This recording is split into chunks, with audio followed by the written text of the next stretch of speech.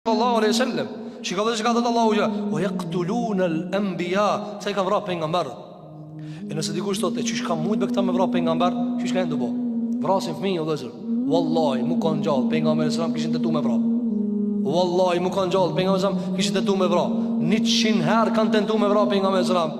Dhe thotë Ibn Qayyim al-Juzeyyi disa prej sahabeve, dhe disa prej tabiinëve kanë shkuar në mendimin se pejgamberi sallallahu ka vdek i helmuar nga jehudit.